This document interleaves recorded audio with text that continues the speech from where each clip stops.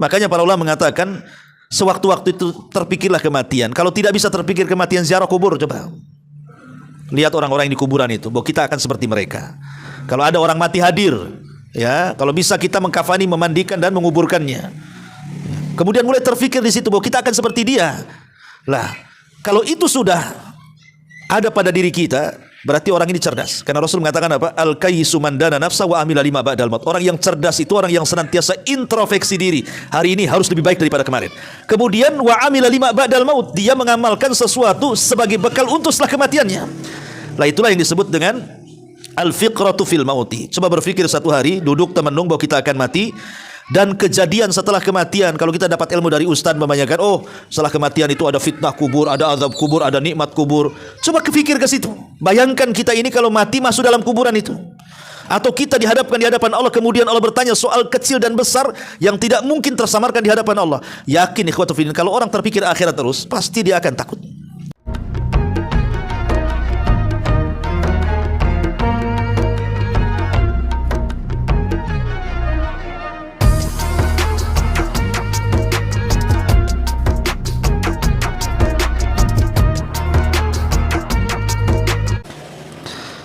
Bismillahirrahmanirrahim.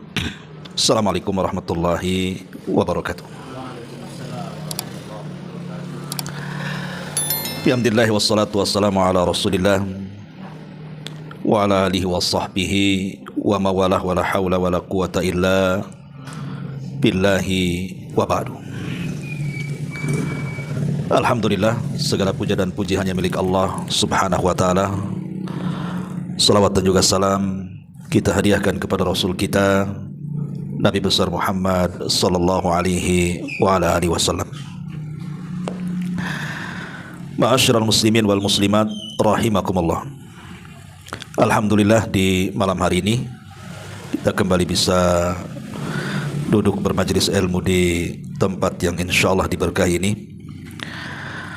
Dan pembahasan di malam hari ini, saya ingin mengkisahkan seorang sahabat Rasul, simbol dari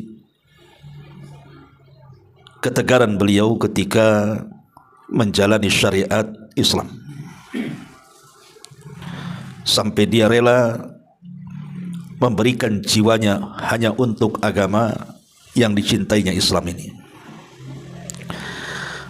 Sahabat itu namanya Khubayb ibnu Zaid ibn Asim al-Ansari. Khubayb ibnu Zaid ibn Asim al-Ansari radhiyallahu anhu. Dia seorang Ansar dari kabilah Khazraj. Bahkan dia mengikuti baiat Aqabah yang kedua. Ketika Nabi sallallahu alaihi wasallam di akhir-akhir hayatnya, kita tahu bahwa banyak terjadi penyimpangan, terutama dari orang-orang yang mengaku sebagai nabi-nabi palsu. Karena di permulaan dakwah periode Mekah tidak ada orang yang ngaku nabi. Jadi terjadinya pengakuan nabi-nabi palsu itu justru di akhir-akhir hayat Nabi, sebelum Nabi SAW wafat. Di sana muncul orang namanya Al-Aswad Al-Ansi dari Yaman. Kemudian juga muncul Musailamah Al-Kadzab dari Yamamah. Di sana juga ada seorang wanita ngaku Nabi namanya Sajah bintul Harith dan Tulaiha. Dan banyak lagi setelahnya orang-orang yang ngaku Nabi sampai hari ini. Tapi yang ingin saya kisahkan penggalan kisah dari Khubayb ibn Zaid ibn Asim al-Ansari ketika dia diutus Nabi SAW untuk mengirim surat kepada si Nabi palsu Musailamah al-Kadzab. Satu hari berangkatlah Khubayb menuju perintah Allah Subhanahu wa taala untuk mendatangi Musailamah al-Kadzab, si Nabi palsu ini. Maksudnya mengirim surat. Tetapi setelah kemudian sampai Khubayb ibn Zaid ibn Asim ini ke tempat Musailamah al-Kadzab, malah ditangkap kemudian diikat. Harusnya seorang delegasi tidak boleh dia apa-apakan, karena tugas dia kan hanya mengirim surat saja. Tapi Musailamah Al-Kadzdzab justru berkhianat kepada delegasi tersebut, malah ditangkap kemudian diikat di sebuah pohon. Mulai dari kemudian Musailamah Al-Kadzdzab memaksa sahabat mulia Khubayb ibn Zaid ibn Asim Al-Ansari ini agar mengakui kenabiannya. Dia pun mengatakan, "Atashhadu anna Muhammadan Rasulullah?" Hei Khubayb, apakah engkau bersaksi bahwa Muhammad adalah utusan Allah? Maka Khubayb ibn Zaid mengatakan, "Na'am, ya, asyhadu annahu Rasulullah." Aku sangat bersaksi bahwa dia adalah utusan Allah Subhanahu wa taala. Faghadiba Musailamah. Tiba-tiba Musailamah emosi dan marah.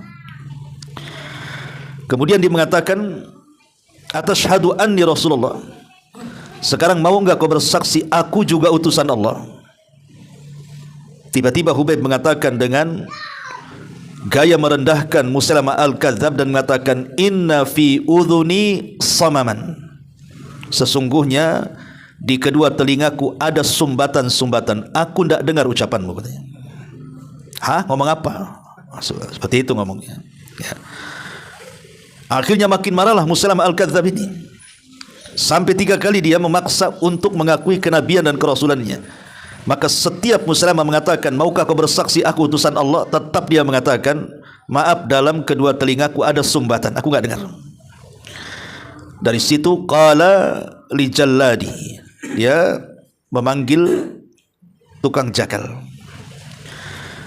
dan mengatakan, "Iqta qit'atan min jasadihi." Potong bagian dari badannya supaya dia mau mengakui kerasulanku. Maka kemudian mulailah yang pertama dipotong adalah satu tangannya. Tentu dipotong satu tangannya dengan pedang. Kita tidak bisa membayangkan sakitnya seperti apa. Ketika itu kemudian Musailamah mulai bertanya lagi, "Atashhadu anna Muhammadar Rasulullah?" Apakah engkau bersaksi bahwa Muhammad utusan Allah? Dia mengatakan, "Na'am, innahu Rasulullah." Ya, dia adalah Rasulullah. Aku bersaksi akan itu. Kemudian Musailamah mengatakan, "Atashhadu anni Rasulullah?" Maukah kau bersaksi juga aku utusan Allah? Tetap Khubayb mengatakan, "La asma ma taqul." Maaf, aku tidak dengar apa yang kau ucapkan. Padahal sudah dipotong tuh satu tangannya. Akhirnya dipotong lagi satu tangannya yang lainnya. Setelah tidak memiliki kedua tangan karena dipotong oleh pedang, maka Khubayb masih dipaksa juga. Tapi Khubayb tetap mengatakan seperti itu. Akhirnya dipotong lagi kakinya satu. Setelah tidak memiliki satu kaki, bayangkan betapa sakitnya dia dipotong kakinya. Setelah kedua tangannya dipotong, darah bercucuran kemana-mana. Tetap tidak mau juga, akhirnya dipotong kakinya yang keduanya. Bayangkan tidak punya tangan, tidak punya kaki. Di saat seperti itu Musailamah tetap memaksa dia untuk mengakui kerasulannya. Tapi sekali lagi ketegaran Khubayb ibn Zaid ibn Asim Al-Ansari ini luar biasa. Tetap dia mengatakan dan tidak mau mengakui kenabian dan kerasulan Musailamah Al-Kadzdzab. Akhirnya dipenggal kepalanya. Lihat bagaimana seorang sahabat mulia ini mati syahid, dipenggal dengan cara dimutilasi supaya mengakui kenabian si nabi palsu Musailamah Al-Kadzdzab. Tetapi Khubayb ibn Zaid ibn Asim Al-Ansari tegar di atas agamanya. Ma'asyiral muslimin wal muslimat rahimakumullah. Satu gambaran dari Khubayb ibn Zaid ini memberikan percontohan kepada kita agar kita yang membaca sirahnya menjadi satu pelajaran bahwa mempertahankan agama itu bukan hanya sekedar bicara di lisan saja. Tapi lihat para sahabat kan gitu. Mereka menghabiskan waktunya, mereka menghabiskan tenaganya, mereka menghabiskan seluruh daya upayanya sampai kepada jiwanya. Ini perjuangan seperti apa? Kecintaan para sahabat Nabi SAW sampai Urwah mengatakan, "Aku sudah terbiasa mendatangi kerajaan-kerajaan besar di masa itu. Aku sudah datang ke Romawi, aku datang ke Persia, aku datang ke Ethiopia. Tapi aku tidak pernah melihat orang-orang yang sangat mencintai pimpinannya seperti kecintaan para sahabat Nabi kepada nabinya. Setiap raja itu kan punya orang-orang khususnya. Pastilah orang-orang Raja Romawi punya orang-orang khusus. Kemudian juga Najasyi punya orang-orang khusus. Kisra juga punya orang-orang khusus. Tapi aku tidak pernah melihat kecintaan seseorang kepada pemimpinnya melebihi kecintaan para sahabat kepada nabinya. Kemudian dimenceritakan apabila Nabi meludah, ditangkap ludahnya, kemudian diusapkan ke badan dan wajahnya.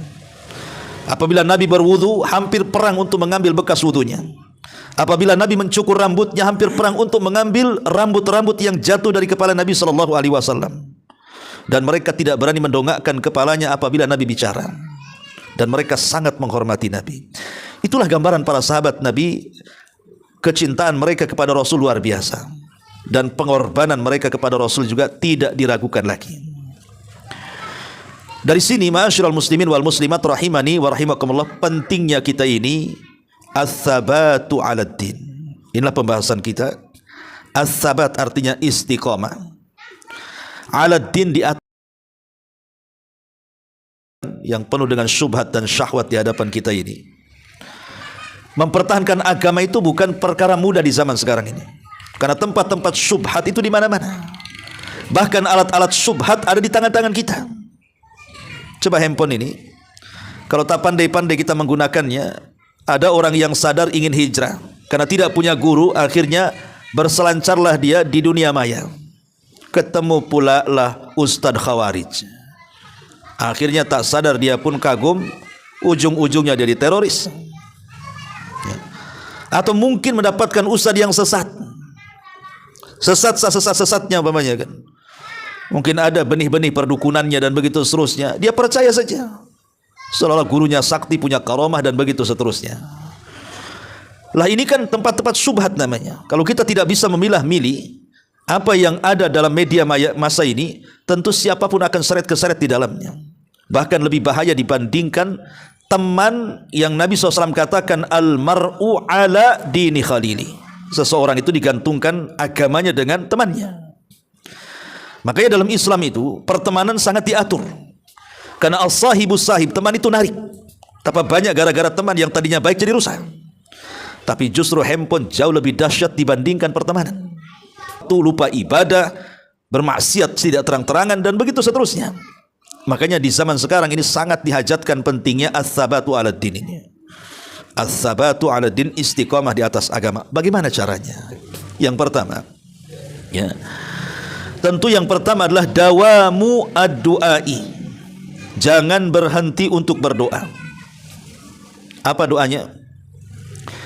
Ummu Salamah radhiyallahu anha menceritakan kepada kita bahwa kebiasaan Nabi SAW dalam salatnya selalu membaca ya muqallibal qulub tsabbit qalbi ala ta'atik. Wahai zat yang membolak-balikan hatiku, tetapkan hatiku di atas ketaatan kepadamu. Kapan ini dibaca? Bacalah sebelum salam. Jadi sebelum salam di situ ada bacaan tahiyat, kemudian bacaan syahadat, kemudian bacaan salawat, baru meminta perlindungan dari 4 perkara. Maka sebelum salam bacalah doa ini. Ya muqallibal qulub tsabbit qalbi ala ta'atik, tsabbit qalbi ala dini. Wahai zat yang membolak-balikan hati, tetapkan hatiku di atas ketaatan kepadamu, tetapkan hatiku di atas agamamu. Ummu Salamah ini bertanya karena selalu mendengar kalimat itu dari Nabi. Rasul, kenapa engkau selalu membaca doa itu dalam salatmu? Maka Nabi SAW mengatakan, ya Ummu Salamah, hati kita ini itu berada di genggaman Allah Subhanahu wa taala. Hati kita loh berada di genggaman Allah. Allah itu bisa saja yuqallibu kaifa yasha. Dia bisa bisa saja orang mendapatkan hidayah sesaat, bisa juga mendapatkan orang ini disesatkan sesaat. Allah kan maha mau. Terserah dia memberikan hidayah atau mencabut hidayah. Makanya pentingnya berdoa agar hidayah yang sudah Allah anugerahkan kepada kita, kita bisa istiqomah di situ. Dengan cara apa? Minta kepada Allah agar hati kita ditetapkan. Kalau sekelas Nabi yang tidak mungkin sesat. Mungkinkah sesat Nabi? Tak mungkin Nabi sesat. Nabi kan dibimbing Allah. Kalau sekelas Nabi saja yang tidak mungkin sesat, kok dia minta diistiqomahkan hatinya? Apalagi kita yang di depan mata selalu ada orang-orang yang menyesatkan kita. Maka harusnya doa ini lebih lagi kita baca. Ya muqallibal qulub tsabbit qalbi ala dini. Wahai zat yang membolak-balikan hati, tetapkan hatiku di atas ketaatan dan agamamu. Jadikan doa ini sebagai zikir kita. Ini yang pertama. Yang kedua, mujahadatun nafsi mujahadatan sadiqatan. Bersungguh-sungguh di dalam mempertahankan hidayah. Karena Allah Subhanahu wa taala berfirman dalam surah Al-Ankabut ayat 69, "Walladzina jahadu fina lanahdiyannahum subulana." Dan orang-orang yang mereka bersungguh-sungguh mencari jalan kami, kata Allah, maka kami akan berikan hidayah kepada mereka kemana jalan kami yang harus ditujunya. Ini janji Allah Subhanahu wa taala. Kalau kita sungguh-sungguh, alhamdulillah kita sudah diberikan hidayah sunnah, hidayah tauhid. Dulu kita tidak mengenal apa itu tauhid, alhamdulillah sekarang sudah dikenalkan ini tauhid, ini syirik. Dulu kita tidak mengenal apa itu sunnah, apa itu bid'ah, lama-lama dikenalkan sehingga kita bisa mengetahui ini yang sunnah. Dulu mungkin tak terpikir kita ini mau hadir di majelis ilmu, bahkan pun malas hadir di majelis ilmu. Tapi Allah berikan hidayah, akhirnya banyaklah kajian di mana-mana, kemudian kita bisa duduk di majelis ilmu. Ini kan sebuah hidayah, ikhwan, ya. Kita harus pertahankan itu. Karena kalau tidak mempertahankan hidayah ini dengan kesungguhan, betapa banyak orang-orang yang tadinya istiqomah akhirnya berbalik. Jangankan sekelas kita, Umar bin Khattab radhiyallahu an. Siapa yang tidak kenal Umar, ikhwan? Umar bin Khattab, manusia kedua terbaik setelah Abu Bakar. Setelah Nabi SAW, ketika dia memegang lembaran-lembaran Taurat yang didapatnya dari penduduk Yahudi Madinah itu, tiba-tiba lewat di hadapan Nabi. Nabi bertanya, Umar, itu di tanganmu lembaran apa? Umar kan bisa baca, kalau Rasul kan tak bisa baca. Itulah kelebihannya Umar. Umar itu sudah biasa membaca, belajar baca dari kecil. Jadi dia bisa membaca isi Taurat itu. Tapi Rasul kan tak bisa baca karena dia rajulun ummi. Memang Rasul itu sengaja Allah buat dia tidak bisa baca, tidak bisa menulis supaya lebih memperkuat kebenaran wahyu. Sebab kalau Rasul bisa baca, bisa menulis, jangan-jangan Rasul membaca kitab-kitab terdahulu, kemudian disadur, kemudian diringkas jadi Quran. Ketika Rasul tidak bisa membaca dan menulis, berarti Quran itu bukan saduran Nabi, tapi dia wahyu yang Allah Subhanahu wa taala wahyukan kepada hamba-hambanya. Jadi Rasul bertanya kepada Umar, "Hei Umar, itu di tanganmu apa itu?" Kata Umar, "Lembaran Taurat, wahai Rasul." Apa kata Rasul? "Ya Umar, amutahawwikun anta yabnal Khattab," kata Rasul. Kau sudah bingung wahai Umar, kau sudah stres ya, kau sudah gila ya, buang itu lembaran Taurat itu. Lihat, Rasul memaksa membuang lembaran Taurat yang ada di tangan Umar, dan Rasul menganggap sudah gila Umar. Apakah kau bingung? Apakah kau sudah gila wahai Umar? Ya, buang itu lembaran Taurat. Kenapa Nabi SAW menyuruh Umar untuk membuang lembaran Taurat? Padahal Umar itu kan mulham, pendapatnya itu selalu menurunkan wahyu. Bahkan Rasul mengatakan, tapi bagaimana Rasul mengkhawatirkan Umar itu bisa saja akhirnya terpengaruh dengan ajaran Yahudi kan? Maka Rasul mengatakan buang itu Taurat itu. Kemudian Rasul mengatakan, taraktu fikum alal bayda. Umar, aku datang dengan Islam itu di atas putih bersih terang benderang. Lailuha kana hariha la yazigu anha illa halik. Di mana malamnya seperti siangnya, siapapun yang menyimpang pasti dia binasa. Kurang apa Islam ini? Seolah Rasul mengatakan dia syariat yang terang benderang, yang jelas. Kenapa kau berhajat lagi kepada itu? Maksudnya tidak perlu kau berhajat kepada Taurat, karena apa yang ada pada Taurat ada dalam Quran. Apa yang ada pada Injil ada dalam Quran. Apa yang ada pada Zabur ada dalam Quran. Artinya tidak perlu lagi. Tapi ketika Rasul marah di depan Umar dan mengatakan amutahawikun anta ya ibnal Khattab, menunjukkan apa? Rasul ada kekhawatiran kepada Umar bisa menyimpang dari Islam. Kalau sekelas Umar dikhawatirkan Nabi, harusnya Nabi mengkhawatirkan kita yang setiap hari syubhat itu menyambar-nyambar depan kita. Ya.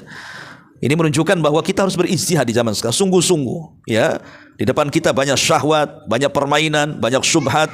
Maka bersungguh-sungguh mempertahankan hidayah itu penting di zaman yang penuh dengan fitnah ini. Ini yang kedua. Kemudian yang ketiga, musahabatus salihin wa ijadul bi'atil imaniyatil lati tasta'inu biha ala mudhi qadaman fi ta'atillahi azza wa jalla. Carilah teman yang baik, pasangan yang baik, atau kita mencarikan istri teman yang baik, atau mencarikan anak-anak kita pasangan yang baik, atau kita sendiri mencari teman-teman hidup yang baik, tetangga yang baik. Karena bagaimanapun sebuah tempat yang penuh dengan iman, baik dalam bentuk keluarga, baik dalam bentuk bertetangga, atau mungkin jamaah satu masjid, atau mungkin jamaah satu pengajian, itu kalau satu iman, satu Islam, satu akidah, satu manhaj, maka kita bisa mempertahankan akidah kita, ikhwan. Tapi kalau teman kita sudah tidak lagi seagama, kita punya teman tidak seagama, atau tidak semanhaj, atau tidak seiman, atau tidak setakwa, atau bahasa orang sekarang tidak sefrekuensi bahasanya, begitu ya, tidak nyambung sinyalnya itu, maka bisa saja teman itu justru merusak kita. Betapa banyak orang-orang yang sudah ngaji, kemudian akhirnya cari jodoh, dapatlah kemudian pasangannya orang awam. Kononnya kalau saya nikah dengan dia, nanti sudah nikah saya akan dakwai dia. Setelah nikah dia yang kena dakwah pula. Dia mau mewarnai, dia jangan diwarna-warni. Dan itu pernah terjadi di zaman salaf, ikhwan. Seperti yang terjadi kepada siapa? Imran ibn Khittan. Imran ibn Khittan ini bukan orang biasa, dia ulama besar, ulama dunia, ahli hadis, ahli fikih, ahli tafsir, ahli yang lainnya dalam Islam tuh. Sampai banyak manusia belajar kepada dia di zamannya itu, Imran ibn Khittan ini. Jadi Imran ibn Khittan ini tertarik dengan salah satu putri dari pamannya karena kecantikannya. Teman-temannya menasihati sesama ulama di zaman itu, "Wahai Imran, janganlah menikah dengan dia, betul cantik dia, tapi keluarganya itu berpemahaman khawarij. Nanti kau tertarik, aku bisa mempertahankan akidahku, dan aku janji kalau aku menikah dengan wanita itu, aku akan tarik mereka kepada pemahaman ahli sunnah wal jamaah," katanya. Menikahlah Imran ibn Khittan dengan anak putri dari pamannya itu. Subhanallah, cinta mengalahkan akidahnya. Kecintaan dia kepada istrinya melunturkan akidahnya. Ditinggalkannya akidah ahli sunnah wal jamaah, berpindah pula menjadi akidah khawarij. Bahkan dia menjadi ulamanya khawarij dan mati di atas khawarij. Imran ibn Khittan tuh. Makanya hati-hati ya, berkawan dengan ahli syubhat itu lama-lama akan terkena syubhat. Maka di zaman fitnah ini, kalau kita ingin istiqomah, carilah kawan-kawan yang sefrekuensi dengan kita, yang satu sinyal dengan kita, yang satu arah dengan kita. Ini yang ketiga. Yang keempat, al-bu'du an asbabis syarri wasair al-mulhiyati was-sawarifi anit ta'ati. Al-bu'du an asbabis syarri wasairil mulhiyati was-sawarifi anit ta'ati. Jauhi sebab-sebab yang mendatangkan keburukan dari seluruh hal-hal yang bisa melalaikan, dari seluruh hal-hal yang bisa menyimpangkan kita dari ketaatan. Jauhi keburukan, tempat-tempat keburukan, atau tempat-tempat yang melalaikan, atau benda-benda yang melalaikan, dan hal-hal yang bisa menyimpangkan kita dari ketaatan kepada Allah Azza wa Jalla. Perkara mubah itu, ikhwan, itu kan boleh-boleh saja, karena hukum itu ada haram, ada makruh, ada wajib, ada sunnah. Tapi yang kelimanya ada mubah. Lah perkara mubah ini banyak. Tapi kalau kita berlebihan dalam perkara mubah ini, bisa saja kemudian menjadi sebuah permainan dan melalaikan kita dari ketaatan, kan? Contoh mamanya, di zaman sekarang kan lagi heboh-hebohnya kadang-kadang motor-motoran kan gitu ya. Iwan-iwan udah mulai itu buat ya geng-geng motor ya. Bukan geng motor lah ya. Apa istilahnya itu? Ya kumpul-kumpul aja. Ya sebenarnya nggak ada masalah merekatkan ukhuwah kan gitu. Ayo kita jalan-jalan pakai motor umpamanya kan, kemana, ke Barelang, kemana kan begitu. Ya, mungkin sekali dua kali sih tidak ada masalah untuk merekatkan ukhuwah kan. Tapi kalau sudah terbentuk seperti yang ma'ruf, ada geng-geng motor gitu kan. Ya kalau umpamanya diarahkan kepada positif, di situ semakin menambah takwanya, menambah imannya, hadir di majelis ilmunya, tidak melalaikan kewajibannya, mungkin positif saja perkara mubah jadi baik kan. Tapi ingat, setan itu pintar. Ketika seseorang melakukan touring istilahnya ya, touring itu ya, bisa berjam-jam. Di mana sholatnya? Tepat waktukah atau tidak? Ya kan, nanti pertanyaan kan begitu. Tepat waktu enggak sholatnya? Kemudian selama perjalanan bisa ghadul basar tidak? Menundukkan pandangan tidak? Kan selama perjalanan itu kan macam-macam yang dilihat tuh kan. Kecuali kalau touringnya ke hutan ya mungkin lah tengok orang hutan. Kalau touringnya di jalan-jalan itu, ikhwan, macam-macam yang dilihat itu.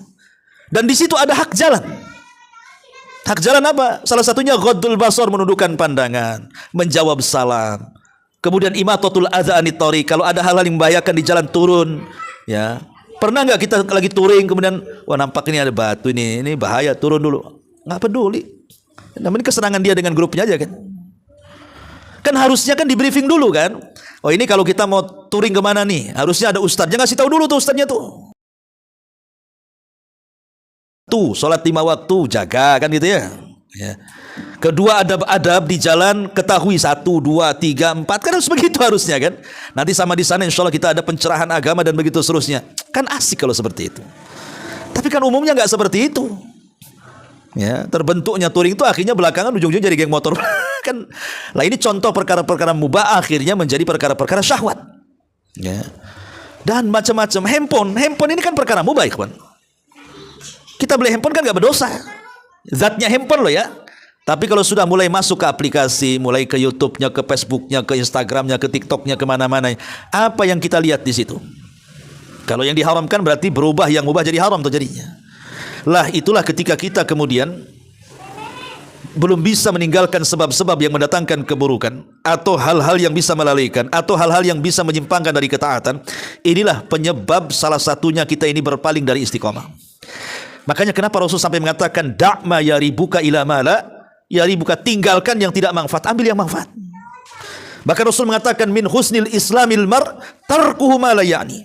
Dari keindahan Islam seseorang itu meninggalkan sesuatu yang tidak ada manfaatnya. Yang manfaat di dunia ini banyak sebenarnya loh. Tapi orang memang cenderung memang digoda setan sehingga banyak menyibukkan perkara-perkara yang tidak ada manfaatnya. Coba kita lihat handphone ini. Orang bisa duduk loh berjam-jam loh. Makanya wajar di zaman sekarang banyak menimbulkan banyak penyakit kan itu. Kalau dulu kan orang bergerak, belum ada handphone kan orang bergerak gitu ya. Karena nggak ada, paling kalau mau jalan-jalan ya kemana gitu, mesti gerak badan itu. Sekarang main-main tidak perlu gerak, duduk di kursi, ambil handphone, power bank kalau nanti baterainya lowbat kan itu ya. Kalau bisa 2 power banknya yang 2 tera gitu. Jadi nyambung-nyambung itu sinetron drakornya itu. Ya, atau mungkin shot-shotnya gitu ya. Lah ini kan orang bisa loh duduk seharian dipegang handphone sambil ketawa sini kayak orang gila. Saya pikir dulu orang tertawa di jalan-jalan itu hanya orang gila kan. Sekarang tertawa itu di mana-mana, ada orang tertawa sendirian coba. Padahal dia waras kan begitu. Kalau orang gila tertawa wajar dia gila. Loh, orang waras ketawa ini apa ceritanya? Lebih gila dari orang gila. Lah dari sini ikhwatu fillah dimuliakan Allah azza wa jalla, hal-hal yang seperti ini. Keempat, yang kelima, ya, dawamu sama'il mawaidhi wa tikraru hudhuri majalisil ilmi wa qira'atu ma yuraqqikul qalbu. Teruslah kita ini, telinga kita biasakan mendengar ceramah, mendengar wejangan, mendengar nasihat. Kan sekarang YouTube sudah dipenuhi kajian-kajian. Berbagai macam ustadz, dari mulai ustadz Batam sampai ustadz nasional sampai mancanegara, syekh-syekh itu sudah masuk ke YouTube. Apa salahnya kita dengarkan? Ya. Kemudian juga tikrar huduri majalisil ilmi. Kalau memang ada waktu, senggangkan waktu itu untuk hadir di majelis ilmu. Karena yang namanya asupan itu kan bukan hanya badan saja perlu makan sehari 3 kali atau sehari 4 kali. Ruh juga perlu makan. Kalau badan ini sehari 3 kali harus, kenapa ruh tidak lebih harus daripada badan? Dengan cara apa? Ya hadir di majelis ilmu kan gitu. Lah itulah asupan ruh itu di situ. Karena biasanya banyak orang futur ketika mulai meninggalkan majelis ilmu tuh. Dulu ketika hadir di majelis ilmu itu ya masih semangat lah. Tapi kalau sudah sekali, 2 kali, 3 kali les akhirnya tidak ada dihadiri di majelis taklim, itu biasanya futur tuh. Nanti ketemu tuh sudah berubah. Mulai dari penampilannya, pakaiannya, cara bicaranya, sampai tak mau ketemu juga dengan kita tuh, kadang-kadang malu. Nah ini yang hal-hal yang akhirnya kan menimbulkan perilaku negatif, ikhwan, ya. Termasuk juga qira'atu ma yuraqqikul qalbu. Biasakan membaca hal-hal yang bisa melembutkan hati. Ya, baca-baca makalah tentang fadilah zikir, fadilah solawat, fadilah solat, fadilah macam-macam lah kan begitu yang bisa melembutkan hati itu. Ya. Karena hal itu yang bisa menjadikan kita ini istiqomah. Baca sirah-sirah para sahabat gitu ya, para ulama dan begitu seterusnya. Kemudian juga yang nomor 6, dawamul fiqrati fil mauti wa ma ba'dahu. Wastihzaru annaka mauqufun ghadan baina yadayillahi ta'ala wa annahu subhanahu sa'iluka 'anil qalili wal katsir. biasakan seseorang itu melamun, ingatlah kematian. Jangan cerita hidup terus. Karena di zaman sekarang ini kayaknya orang itu sudah dilupakan dengan kematian. Kenapa? Karena disibukkan dengan dunia. Mulai dari bangun tidur udah cerita dunia. Nanti terus pikiran satu hari itu pikiran dunia. Macam mana mengembangkan dunia, menghasilkan dunia, mencari celah-celah dunia, dan begitu seterusnya. Bahkan sebelum pulang, selama perjalanan pulang dari pekerjaan itu juga masih mikir dunia. Nanti sebelum tidur, subhanallah, masih terpikir dunia juga. Sampai ke bawah mimpi itu dunia tuh. Bangun tidur gitu lagi, ya. Ini orang kalau tidak pernah diingatkan dengan kematian, maka selamanya akan melalaikan dari istiqomah, ikhwan. Seolah-olah dia akan hidup terus di dunia dan tidak akan pernah mati, akhirnya lalai di situ. Makanya para ulama mengatakan, sewaktu-waktu itu terpikirlah kematian. Kalau tidak bisa terpikir kematian, ziarah kubur, coba. Lihat orang-orang yang di kuburan itu, bahwa kita akan seperti mereka. Kalau ada orang mati hadir, ya, kalau bisa kita mengkafani, memandikan dan menguburkannya. Kemudian mulai terfikir di situ bahwa kita akan seperti dia. Lah, kalau itu sudah ada pada diri kita, berarti orang ini cerdas. Karena Rasul mengatakan apa? Al-kayyisu man dana nafsa wa amila lima ba'dal maut. Orang yang cerdas itu orang yang senantiasa introspeksi diri. Hari ini harus lebih baik daripada kemarin. Kemudian wa amila lima ba'dal maut. Dia mengamalkan sesuatu sebagai bekal untuk setelah kematiannya. Lah itulah yang disebut dengan al-fiqratu fil mauti. Coba berpikir satu hari, duduk temenung bahwa kita akan mati. Dan kejadian setelah kematian, kalau kita dapat ilmu dari ustaz membanyakan, oh setelah kematian itu ada fitnah kubur, ada azab kubur, ada nikmat kubur. Coba kepikir ke situ. Bayangkan kita ini kalau mati masuk dalam kuburan itu. Atau kita dihadapkan di hadapan Allah, kemudian Allah bertanya soal kecil dan besar yang tidak mungkin tersamarkan di hadapan Allah. Yakin ikhwatu fillah, kalau orang terpikir akhirat terus, pasti dia akan takut. Pasti dia akan istiqomah dan berusaha untuk sabat aladdin. Ini yang keenam. Kemudian yang ketujuh, qira'atu siratin Nabi sallallahu alaihi wasallam wa ashabihi wassalihin min hadhil ummati wal ijtihad fi tashabbuh bihim wal ihtida bi hadyihim. Biasakan membaca sirah Nabi, sirah sahabat, sirah para ulama, sirah orang-orang saleh dari umat ini, dan bersungguh-sungguhlah meniru mereka dan bersungguh-sungguhlah mengambil hidayah mereka. Alhamdulillah ikhwatu fiddin yang dimuliakan Allah azza. Sekarang kan Allah mudahkan semuanya, ya. Di mana kitab-kitab para ulama itu kan sudah banyak diterjemahkan tuh. Sudah banyak diterjemahkan kitab-kitab ulama itu, mulai kitab, bahkan kitab sejarah Nabi komplit saja sudah diterjemahkan. Mulai dari yang mutawalat yang berjilid-jilid sampai yang mukhtasar yang singkat, alhamdulillah sudah banyak ustaz-ustaz kita menerjemahkannya. Apa salahnya kita rogoh uang kita sedikit, belilah buku itu. Beli buku apa sebab? Kita bisa membeli sepeda motor. Yang itu urusannya untuk dunia. Kenapa kita tidak bisa beli buku untuk akhirat? Ya, di waktu senggang kita baca, ya mungkin satu hari selembar, 2 hari 2 lembar, 3 hari 3 lembar, dan begitu seterusnya. Lama-lama kan habis, nanti diulang lagi. Ini bisa bahan bagi kita mengajarkan untuk anak-anak kita sebenarnya. Ya, bahwa sejarah-sejarah itu adalah tentara dari tentara Allah Subhanahu wa taala. Kata Sufyan Ats-Tsauri bahwa al-qasas, kisah-kisah itu adalah jundun min junudillah. Dia adalah tentara dari tentara Allah. Kenapa kisah-kisah itu tentara di tentara Allah? Karena dengan membaca kisah-kisah itu hati kita tenang. Oh, kalau kita lagi ditimpa musibah nih, cobalah baca kisahnya Nabi Ayub. Rupanya Ayub lebih parah lagi musibahnya. Tenanglah kita, kan itu. Oh, mungkin ada anak-anak kita yang meninggal dunia. Cobalah kita mengacu kepada kisah Nabi kita Muhammad, bagaimana ditinggal mati oleh anak-anaknya. Oh, mungkin kita ini sedang fakir, sedang miskin. Lihat kisah-kisah para sahabat, mereka yang tidak makan, ashabus suffah itu. Ya. Jadi kalau kita ini setiap ada masalah apa saja, kemudian bandingkan kita dengan kehidupan para nabi, para rasul, para sahabat, para ulama, insya Allah itu sedikitnya lah bisa menenangkan hati lah tuh. Bahwa rupanya ada yang jauh lebih parah dibandingkan saya hidupnya. Maka dikatakan tentara di tentara Allah, karena itu bisa menghibur kita. Liyutsabbita bihi fuadak, kata Allah, agar aku mantapkan hatimu wahai Muhammad dengan mengisahkan para nabi dalam Quran untukmu tuh. Jadi inilah diantara 7 perkara yang disebutkan para ulama, bagaimana supaya hati kita ini tetap teguh berada di atas agama dan ketaatan di tengah-tengah di mana fitnah itu menyambar-nyambar hari ini di depan kita. Wallahu a'lam bishawab. Ini yang bisa sampaikan, mudah-mudahan ada manfaatnya. Subhanakallahumma bihamdika asyhadu an la ilaha illa anta astaghfiruka wa atubu ilaik. Allahu taala alam. Assalamualaikum warahmatullahi wabarakatuh.